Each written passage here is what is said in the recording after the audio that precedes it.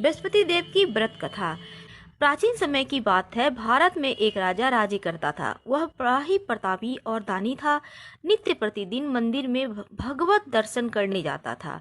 वह ब्राह्मण और गुरु की सेवा किया करता था। उसके दरबार से कोई भी याचक निराश होकर नहीं लौटता था। वह प्रत्येक गुरुवार को व्रत रखता एवं पूजन करता था। हर दिन गरीबों की सहायता करता था। परंतु यह सब बातें उसकी रानी को अच्छी नहीं लगती थी। वह न व्रत करती न किसी को एक पैसा दान में देती थी। वह राजा से भी ऐसा करने को मना किया करती थी। एक समय की बात है कि राजा शिकार खेलने वन को चले गए थे। घर पर रानी और दासी थी। उस समय गुरु बृहस्पति देव साधु का रूप धारण करके राजा के दरवाजे पे आए और भिक्षा मांगने लगे। तो साधु ने रानी से भिक्षा मांगी तो वह कहने लगी कि हे साधु महाराज, मैं इस दान पुण्य से तो तंग आ गई हूँ। इस कार्य के लिए तो मेरे पति देव ही बहुत हैं। अब आप ऐसी कृपा करें कि सारा धन नष्ट हो जाए ताकि मैं आराम से रह सकूं। साधु रूपी बृहस्पति देव ने कहा, हे देवी, तुम तो बड़ी विचित्र हो। संतान और धन से कोई भी दुखी नहीं होता। इसको सभी चाहते हैं। पापी भी पुत्र और धन की इच्छा रखता है। अगर तुम्हारे पास धन अधिक है तो भूखे मनुष्य को भोजन कराओ, प्याऊ लगवाओ, ब्राह्मणों को दान दो, धर्मशालाएं बनवाओ, कुआं, तालाब, बावड़ी, बाग बगीचे आदि का निर्माण कराओ और निर्धनों की कुंवारी कन्याओं का विवाह करवाओ। साथ ही यज्ञ आदि करो। इस प्रकार के कर्मों से आपका कुल का और आपका नाम परलोक में सार्थक होगा एवं स्वर्ग की प्राप्ति होगी। परंतु रानी साधु की इन बातों से खुश न हुई। उसने कहा, हे साधु महाराज, मुझे ऐसे धन की आवश्यकता नहीं जिसको मैं अन्य लोगों को दान दूं और जिसको रखने और संभालने में ही सारा समय मेरा नष्ट हो जाए। साधु ने कहा, हे देवी, यदि तुम्हारी ऐसी इच्छा है तो मैं जैसा बतलाता हूँ तुम वैसा ही करना।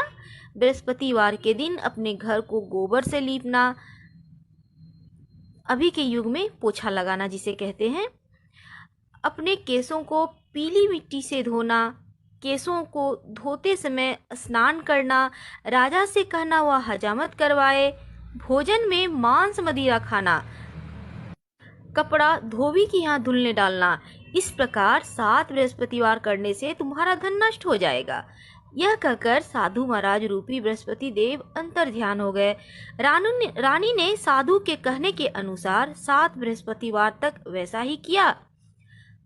साधु के बताए अनुसार कार्य करते हुए अभी तो केवल 3 बृहस्पतिवार ही बीते थे कि उनकी समस्त धन संपत्ति नष्ट हो गई। भोजन के लिए दोनों समय परिवार तरसने लगा तथा संसारिक भोगों से दुखी रहने लगा। तब वह राजा रानी से कहने लगा कि हे रानी, तुम यहाँ पर रहो, मैं दूसरे देश को जाता हूँ, क्योंकि यहाँ पर मुझे सभी मनुष्य जानते हैं, इसलिए मैं यहाँ कोई कार्य नहीं कर सकता। अब मैं परदेश जा रहा हूँ, वहाँ कोई काम धंधा करूँगा, शायद हमारे भाग्य बदल जाए। ऐसा कहकर राजा परदेश चला गया और वहाँ जंगल में लकड़ी काटता और शहर में बेचता। इस तरह से जीवन व्यतीत करने लगा। इधर राजा के बिना रानी और दासियां दुखी रहने लगी। किसी दिन भोजन मिलता, किसी दिन जल पीकर रह जाती। एक समय रानी और दासियों को 7 दिन बिना भोजन के किए हुए व्यतीत करना पड़ा। तो रानी ने अपनी दासी से कहा, हे दासी, यहाँ पास ही के नगर में मेरी बहन रहती है, वह बड़ी धनवान है। तू उसके पास जा और वहां से 5 सेर बेझर मांग कर ले आ, जिससे कुछ समय के लिए गुजर हो जाएगा। दासी रानी की बहन के पास गई। रानी की बहन उस समय पूजन कर रही थी। बृहस्पतिवार का दिन था। दासी ने रानी की बहन से कहा, हे रानी, मुझे आपकी बहन ने भेजा है, मुझे 5 सेर भेजर दे दो। दासी के अनेक बार कहने के बाद भी रानी की बहन ने कोई उत्तर नहीं दिया, क्योंकि वह उस समय बृहस्पतिवार की कथा सुन रही थी। जब दासी को रानी की बहन से कोई उत्तर नहीं मिला तो वह बहुत दुखी हुई। उसे क्रोध भी आया। वह लौटकर रानी से बोली, हे रानी, आपकी बहन को बहुत धनी स्त्री है, वह छोटे लोगों से बात नहीं करती। मैंने उससे कहा तो उसने कोई उत्तर ही नहीं दिया, मैं वापस चली आई। रानी बोली, हे दासी, इसमें उसका कोई दोष नहीं है। जब बुरे दिन आते हैं ना तो कोई सहारा नहीं देता। अच्छे बुरे का पता आपत्ति विपत्ति में ही लगता है। जो ईश्वर की इच्छा होगी वही होगा। यह सब हमारे भाग्य का दोष है। उधर रानी की बहन ने सोचा कि मेरी बहन की दासी आई हुई थी, परंतु मैं उससे ना बोली, इससे वह बहुत दुखी होगी। अतः कथा सुन भगवान विष्णु का पूजन समाप्त कर वह अपने बहन के घर आ गई और कहने लगी, हे बहन, मैं बृहस्पति देव की व्रत कर रही थी, कथा सुन रही थी। तुम्हारी दासी हमारे घर गई हुई थी, परंतु जब तक कथा होती है तब तक हम लोग न उठते हैं न बोलते हैं, इसलिए मैं नहीं बोली। कहो तुम्हारी दासी क्यों गई थी? रानी बोली, बहन, हमारे घर में अनाज नहीं था। वैसे तुमसे कोई बात तो छिपी हुई नहीं है, इस कारण मैंने दासी को तुम्हारे पास 5 सेर बेझर लाने के लिए भेजा था। रानी की बहन बोली, बहन देखो, बृहस्पति देव सभी की मनोकामनाएं पूर्ण करते हैं।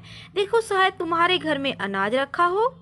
यह सुनकर दासी घर के अंदर गई तो वहां उसे एक घड़ा बेझर मिल गया।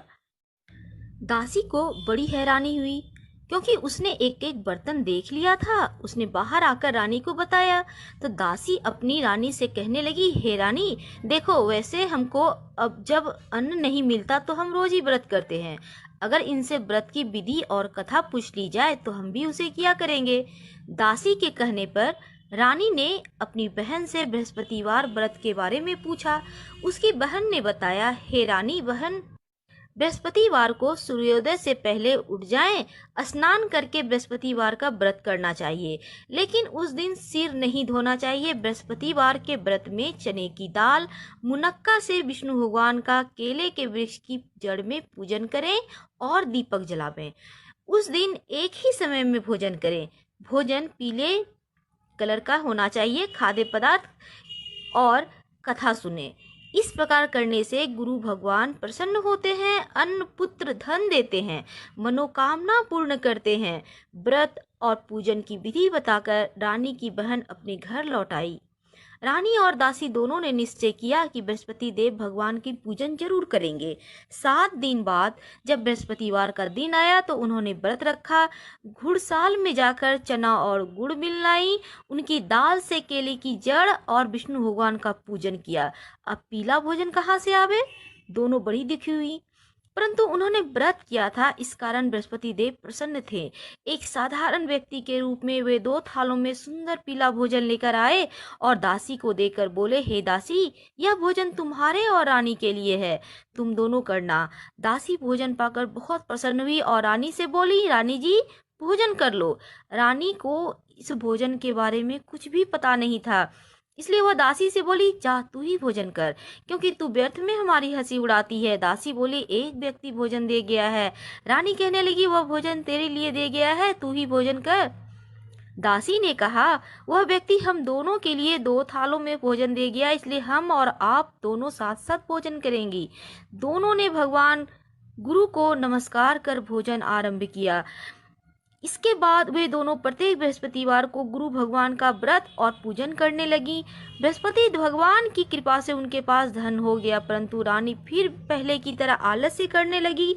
तब दासी बोली, देखो रानी, तुम पहले भी इस प्रकार आलस्य करती थी, तुम्हें धन रखने में कष्ट होता था, इस कारण सभी धन नष्ट हो गया।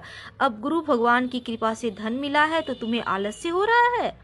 बड़ी मुसीबत के बाद हमने यह धन पाया है, इसलिए दान पुण्य करना चाहिए। तुम भूखे मनुष्य को भोजन कराओ, प्याऊ लगवाओ, ब्राह्मणों को दान दो, कुआं, तालाब, बावड़ी आदि का निर्माण करवाओ, मंदिर पाठशाला बनाकर दान दो, कुंवारी कन्याओं का विवाह करवाओ, धन को शुभ कार्यों में खर्च करो, जिससे तुम्हारा कुल का यश बढ़े और स्वर्ग प्राप्त हो, पितरदेव प्रसन्न हो। दासी की बात मानकर रानी ने इसी प्रकार के कर्म करने आरंभ किए, जिससे उनका काफी यश फैलने लगा। एक दिन रानी और दासी आपस में विचार कर रही थी कि न जाने राजा किस दिशा में होंगे। उनकी कोई खोज खबर नहीं है। गुरु भगवान से उन्होंने प्रार्थना की और भगवान ने रात्रि में राजा को सपने कहा, हे राजा, उठ, तेरी रानी तुझको याद करती है, अब अपने देश को लौट जा। राजा प्रातःकाल उठकर जंगल से लकड़ियां काट कर लाने के लिए जंगल की ओर चल पड़ा। जंगल से गुजरते हुए वह सोचने लगा, रानी की गलती से उसे कितने दुख भोगने पड़े। राजपाट छोड़कर उसे जंगल में आकर रहना पड़ा। जंगल से लकड़ियां काटकर उन्हें बेचकर गुजारा करना पड़ा।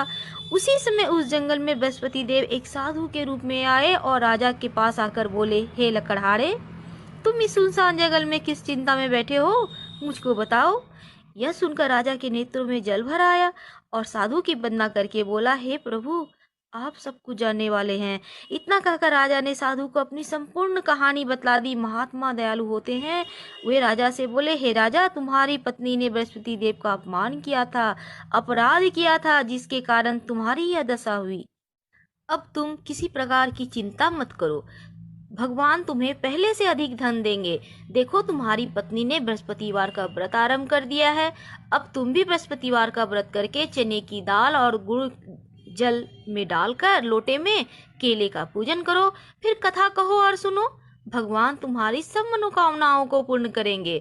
साधु को प्रसन्न देखकर राजा बोला, हे प्रभु, मुझे लकड़ी बेचकर इतना पैसा तो मिलता नहीं और बचता भी नहीं जिससे कि भोजन करने के उपरांत कुछ बचा सकूं। मैंने रात्रि में अपनी रानी को व्याकुल देखा है। मेरे पास कोई साधन नहीं जिससे समाचार जान सकूं।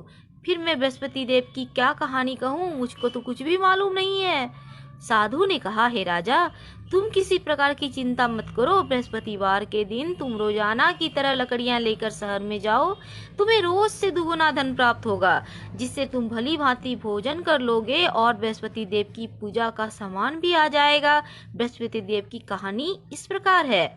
प्राचीन काल में एक बहुत निर्धन ब्राह्मण था। उसके कोई भी संतान नहीं थी। वह नित्य पूजा पाठ करता, परंतु उसकी स्त्री बहुत मलिनता के साथ रहती थी। वह ना स्नान करती, न किसी देवता की पूजन करती। प्रातः काल उठते ही सर्वप्रथम भोजन करती, बाद में कोई अन्य कार्य करती थी। ब्राह्मण देवता बहुत दुखी रहते थे। पत्नी को बहुत समझाते, परंतु कोई परिणाम ही नहीं निकलता। भगवान की कृपा से ब्राह्मण की स्त्री के कन्या उत्पन्न हुई।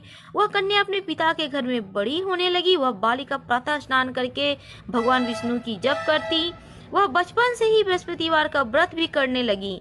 पूजा पाठ समाप्त कर स्कूल जाती तो अपनी मुट्ठी में जौ भर के ले जाती और पाठशाला के मार्ग में डालती जाती थी। वही जौ स्वर्ण के हो जाते तो लौटते समय बीन कर घर ले आती। एक दिन वह बालिका सूप में उन सोने के जौं को फटक कर साफ कर रही थी। तभी उसकी माँ ने देख लिया और कहा, हे बेटी, सोने के जौं को फटकने के लिए तो सोने का सूप भी होना चाहिए ना। दूसरे दिन गुरुवार था। इस कन्या ने व्रत रखा और बृहस्पति देव से प्रार्थना करके कहा, हे प्रभु, यदि मैंने सच्चे मन से आपकी पूजा की हो तो सोने का सूप दे दो। बृहस्पति देव ने उसकी प्रार्थना स्वीकार कर ली। रोजाना की तरह वह कन्या जौ फैलाती हुई स्कूल चली गई। स्कूल से लौटकर जब वह जौ बीन रही थी तो बृहस्पति देव की कृपा से उसे सोने का सूप मिला। उसे वह घर ले आई और उसमें जौ साफ करने लगी, परंतु उसकी माँ का वही ढंग रहा। एक दिन की बात है, वह कन्या सोने के सूप में जौ साफ कर रही थी। उस समय उस नगर का राजकुमार वहां से होकर निकला। इस कन्या के रूप और सोने के सूप में जौ साफ करते हुए देख वह उस कन्या पे मोहित हो गया। राजमहल आकर वह भोजन और जल त्याग कर उदास होकर लेट गया। राजा को जब इस राजकुमार के द्वारा अन्न जल त्यागने का समाचार प्राप्त हुआ तो मंत्रियों के साथ अपने पुत्र के पास गए और बोले, हे बेटा, तुम्हें किस बात का कष्ट है? किसी ने कोई अपमान किया है या कोई कारण है तो मुझको बताओ, मैं वही करूंगा जिससे तुम्हें प्रसन्नता हो। राजकुमार ने अपने पिता की बातें सुनी और वह बोला, मुझे आपकी कृपा से किसी बात का दुख नहीं है। किसी ने मेरा अपमान नहीं किया है, परंतु मैं उस लड़की के साथ विवाह करना चाहता हूँ जो सोने के सूप में जौ साफ कर रही थी। यह सुनकर राजा आश्चर्य में पड़ गया और बोला, हे बेटा, इस तरह की कन्या का पता तुम ही लगाओ, मैं उसके साथ तुम्हारा विवाह अवश्य ही करवा दूंगा। राजकुमार ने राजा को उस लड़की के घर का पता बताया। मंत्री उस लड़की के घर गए और राजा को आदेश दिया। राजा का आदेश ब्राह्मण को सुनाया। कुछ ही दिन बाद ब्राह्मण की कन्या का विवाह राजकुमार के साथ संपन्न हो गया। कन्या के घर से जाते ही उस ब्राह्मण देवता के घर में पहले की भांति गरीबी का निवास हो गया। अब भोजन के लिए भी दोनों समय का अन्न बहुत मुश्किल से मिलता था। एक दिन दुखी होकर ब्राह्मण देवता अपनी पुत्री से मिलने आए। बेटी ने बहुत सी पिता की अवस्था को देखकर धन वगैरह देके पिता को विदा कर दिया। इस तरह ब्राह्मण का कुछ समय तो सुखपूर्वक व्यतीत हो गया, लेकिन कुछ दिनों के बाद फिर वही हाल। ब्राह्मण फिर अपनी कन्या के यहाँ गया और सभी हाल कहा तो पुत्री बोली, हे पिताजी, आप माता जी को यहाँ लिवा लाओ, मैं उन्हें यह विधि बता दूंगी जिससे गरीबी दूर हो जाएगी। ब्राह्मण देवता अपनी स्त्री को लेकर पहुंचे तो पुत्री ने के पास राजमहल, तो पुत्री ने माँ को समझाने लगा, हे माँ, तुम प्रातःकाल उठकर प्रथम स्नान करके विष्णु भगवान का पूजन करो तो सर्व देवता दूर हो जाएगी। परंतु उसकी माँ ने उसकी एक भी बात नहीं मानी। प्रातःकाल उठकर अपनी पुत्री को बच्चों का जूठन ही खा लिया। एक दिन उसकी पुत्री को बहुत गुस्सा आया। उसने एक रात कोठी से सभी सामान निकाल दिया और अपनी माँ को उसमें बंद कर दिया। प्रातःकाल उसमें से माँ को निकाला, स्नान करा के पूजा पाठ करवाया तो उसकी माँ की बुद्धि ठीक हो गई। उसके बाद वह नियम से पूजा पाठ करती, प्रत्येक बृहस्पतिवार का व्रत रखने लगी। इस व्रत के प्रभाव से उसकी माँ भी बहुत धनवान हो गई। बृहस्पति देवता के प्रभाव से स्वर्ग को गई। वह ब्राह्मण भी इस सुख पूर्वक इस लोक का सुख भोग कर स्वर्ग को प्राप्त हुए। इस तरह कहानी कहकर साधु देवता वहां से लोप हो गए। धीरे धीरे समय व्यतीत होने लगा। फिर वही बृहस्पतिवार का दिन आया। राजा जंगल में लकड़ी काट कर किसी शहर में बेचने गया। उसे उस दिन और दिनों की अपेक्षा ज्यादा धन मिला। राजा ने चना गुड़ आदि लाकर बृहस्पतिवार का व्रत किया और उस दिन से उसके सभी क्लेश दूर हो गए। परंतु जब अगला गुरुवार का दिन आया तो बृहस्पतिवार का व्रत करना भूल गया। इस कारण बृहस्पति देव नाराज हो गए। उस दिन उस नगर के राजा ने विशाल यज्ञ का आयोजन कराया और अपनी समस्त राज्य में घोषणा करवा दी कि कोई भी मनुष्य अपने घर में भोजन ना बनावे, ना आग जलावे। समस्त लोग मेरे यहाँ भोजन करने आवे। इस आज्ञा को जो न मानेगा उसे फांसी की सजा दी जाएगी। राजा की आज्ञा अनुसार राज्य के सभी लोग राजा के घर में भोजन करने के लिए सम्मिलित हुए, लेकिन लकड़हारा कुछ देर से पहुंचा, इसलिए राजा उसको अपने साथ महल ले गए। और राजा लकड़हारे को भोजन करा ही रहे थे कि रानी की दृष्टि उस खूंटी पर पड़ी जिस पर उसका हार लटका हुआ था। उसे दिखाई न दिया। रानी ने निश्चय किया कि मेरा हार इसी लकड़हारे ने चुरा लिया है। उसी समय सैनिक बुलवाकर उसको जेल में डलवा दिया। तब लकड़हारे जेल में गया तो बड़ा दुखी होकर विचार करने लगा कि न जाने कौन से पूर्व जन्म के कर्म से मुझे यह दुख प्राप्त हुआ है, और उसी साधु को याद करके रोने लगा जो जंगल में मिला था। तत्काल बृहस्पति देव साधु के रूप में प्रकट हुए और उसकी दशा को देखकर कहने लगे, हे रे मूर्ख, तूने बृहस्पतिवार की कथा नहीं कही, इसी कारण तुझे यह दुख प्राप्त हुआ है। अब तू चिंता मत कर। बृहस्पतिवार के दिन जेल खाने के दरवाजे पे 4 पैसे पड़े मिलेंगे। तू उनसे बृहस्पति देव की पूजा करना तो तेरे सभी कष्ट दूर हो जाएंगे। अगले बृहस्पतिवार उसे जेल के द्वार पर 4 पैसे मिले। राजा ने पूजा का सामान मंगाकर कथा कही और प्रसाद बांटा। उसी रात्रि को बृहस्पति देव ने उस नगर के राजा को स्वप्न में कहा, हे राजा, तुमने जिस आदमी को जेल में बंद कर दिया है वह निर्दोष है, वह राजा है, उसे छोड़ देना। रानी का हार उसी खूंटी पर लटका हुआ है। अगर तू ऐसा नहीं करेगा तो मैं तेरे राज्य को नष्ट कर दूंगा। राजा प्रातःकाल उठा और खूंटी पर हार टंगा हुआ देख लकड़हारे को बुलाकर क्षमा मांगी और राजा के योग्य सुंदर वस्त्र आभूषण भेंट कर उसे विदा किया। गुरुदेव की आज्ञा अनुसार राजा अपने नगर को चल दिया। जब राजा नगर के निकट पहुंचा तो उसे बड़ा ही आश्चर्य हुआ। नगर में पहले से अधिक बाग, तालाब, कुएं और बहुत सी धर्मशालाएं आदि बने हुए थे, मंदिर आदि बने हुए थे।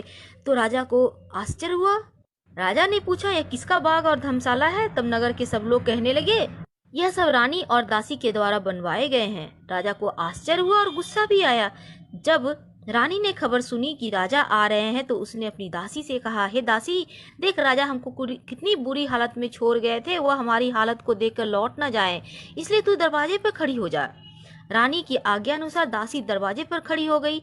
जब राजा आए तो उन्हें अपने साथ महल में लिवा लाई। तब राजा ने क्रोध में करके अपनी तलवार निकाली और पूछने लगा, बताओ, यह धन तुम्हें कैसे प्राप्त हुआ? तब रानी ने बताया, हमें यह सब धन बृहस्पति देव की व्रत के प्रभाव से प्राप्त हुआ है। राजा ने तब निश्चय किया कि 7 रोज बाद तो सभी बृहस्पति देव की पूजन करते हैं, परंतु मैं रोजाना ही दिन में 3 बार कथा करूंगा और रोज ही व्रत किया करूंगा। अब हर समय राजा के दुपट्टे में चने की दाल बंधी रहती, वह दिन में 3 बार कथा कहता। एक रोज राजा ने विचार किया कि चलो अपनी बहन के यहाँ हो आवे। इस तरह निश्चय कर राजा घोड़े पर सवार होकर अपनी बहन के यहाँ चल दिया। मार्ग में उसने देखा कुछ आदमी मुर्दे को लिए जा रहे हैं। उन्हें रोककर राजा कहने लगा, अरे भाइयों, मेरी बृहस्पतिवार की कथा सुन ले। वे बोलो, लो, हमारा आदमी मर गया है, इसको अपनी कथा की पड़ी है। परंतु कुछ आदमी बोले, अच्छा कहो, हम तुम्हारी कथा भी सुनेंगे। राजा ने दाल निकाली और कथा करनी शुरू कर दी। जब कथा आधी हुई तो मुर्दा हिलने लगा और कथा समाप्त हुई तो राम राम कहते हुए मुर्दा खड़ा हो गया। राजा आगे बढ़ा, उसने चलते चलते शाम हो गई। आगे मार्ग में एक किसान खेत में हल चलाता मिला। राजा उससे बोला, अरे भैया, तुम मेरी बृहस्पति देव की कथा सुन ले। किसान बोला, जब तक मैं तेरी कथा सुनूंगा 4 अढ़ैया खेत जोत लूंगा, जा कथा अपनी किसी और को सुनाना। राजा आगे चलने लगा। राजा के हटते ही बैल पछाड़ खड़ के गिर गए। किसान के पेट में बहुत जोर दर्द होने लगा।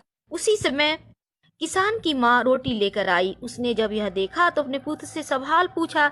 बेटे ने सभी हाल कह दिया। तो बुढ़िया दौड़ी दौड़ी घुड़सवार के पास गई और उससे बोली, मैं तेरी कथा सुनूंगी, तू अपनी कथा मेरे खेत पे चल के कहना। राजा ने लौटकर बुढ़िया के खेत पे जाकर कथा कही, जिसके सुनते ही बैल खड़े हो गए। किसान का पेट का दर्द भी बंद हो गया। राजा अपनी बहन के घर पहुंचा तो बहन ने भाई की खूब मेहमानी की। दूसरे रोज प्रातःकाल राजा जगा तो वह देखा कि सब लोग भोजन कर रहे हैं। राजा ने अपनी बहन से पूछा, ऐसा कोई मनुष्य नहीं है जिसने भोजन न किया हो? वह मेरी बृहस्पति देव की कथा तो सुन ले। यह सुनकर बहन बोली, भैया, यह देश ही ऐसा है, लोग यहाँ पहले भोजन करते हैं, बाद में अन्य कार्य करते हैं। अगर कोई पड़ोस में है तो मैं देख कर आती हूँ। ऐसा कहकर बहन चली गई, परंतु उसे ऐसा कोई भी व्यक्ति नहीं मिला जिसने भोजन न किया हो। अतः वह एक कुम्हार के घर गई जिसका लड़का बीमार था। उसे मालूम हुआ कि उसके यहाँ से 3 रोज से किसी ने भोजन नहीं किया है। रानी ने अपने भाई की कथा सुनने के लिए कुम्हार से कहा तो वह तैयार हो गया। राजा ने जाकर बृहस्पतिवार की कथा कही, जिसका सुनकर उसका लड़का ठीक हो गया। अब तो राजा की प्रशंसा होने लगी। एक दिन राजा ने अपनी बहन से कहा, हे बहन, मैं अपने घर जाऊंगा, तुम भी तैयार हो जाओ। राजा की बहन ने अपनी सास से कहा तो अपने भाई के साथ जाने की आज्ञा मांगी। सास बोली, चली जा, परंतु अपने लड़कों को मत ले जाना, क्योंकि तेरे भाई को कोई संतान नहीं होती है। बहन ने अपने भाई से कहा, हे भैया, मैं तो चलूंगी, कोई बालक नहीं जाएगा। राजा ने कहा, जब बालक ही नहीं जाएगा तो तुम जाकर क्या करोगी? दुखी मन से राजा अपने नगर को लौट आया। राजा ने अपनी रानी से कहा, हम निसंतान हैं, कोई हमारे घर आना पसंद नहीं करता। इतना कहकर बिना कुछ खाए सैया पर लेट गए। रानी बोली, हे प्रभु, बृहस्पति देव ने हमें सब कुछ दिया है, हमें संतान भी अवश्य देंगे। उसी रात बृहस्पति देव ने राजा को स्वप्न में कहा, हे राजा, उठ, सभी सोच त्याग दे, तेरी रानी गर्भवती है। राजा को यह जानकर बहुत खुशी हुई। 9वें महीने रानी के गर्भ से एक सुंदर पुत्र पैदा हुआ। जब राजा की बहन ने यह सब शुभ समाचार सुना तो वह बहुत खुश हुई और बधाई लेकर अपने भाई के यहाँ आई। तभी रानी ने कहा, घोड़ा चढ़कर तो नहीं आई, गधी चढ़ी आई। राजा की बहन बोली, भाई, मैं इस प्रकार ना कहती, तुम्हें औलाद कैसे मिलता? बृहस्पति देव ऐसे ही हैं, जिनके मन में जो भी कामनाएं रहती हैं सभी को पूर्ण करते हैं। जो सद्भावना पूर्वक बृहस्पतिवार का व्रत करता है, पढ़ता है, सुनता है अथवा दूसरों को सुनाता है, बृहस्पति देव उसकी सदैव रक्षा करते हैं। जो संसार में सद्भावना व सच्चे हृदय से बृहस्पति देव की पूजन करते हैं, उनकी सभी मनोकामनाएं उसी प्रकार से पूर्ण होती है जैसे राजा और रानी ने बृहस्पति देव की कथा और गुणगान किया। उनकी सभी इच्छाएं बृहस्पति देव ने पूर्ण की थी। मनुष्य को हृदय से उनका जय जयकार करते हुए, मनन करते हुए जय जयकार बोलना चाहिए। बृहस्पति भगवान की जय, विष्णु भगवान की जय, लक्ष्मी मैया की जय। दोस्तों, ये कथा आदि मत सुनिएगा, बहुत पाप लगता है। आप जब भी कथा सुने, पूरा कथा सुनने के बाद हाथ में जो आपने पुष्प या चना गुड़ रखा था वहीं पे अर्पित करें और प्रणाम करें, आरती करें। धन्यवाद। हम फिर मिलेंगे।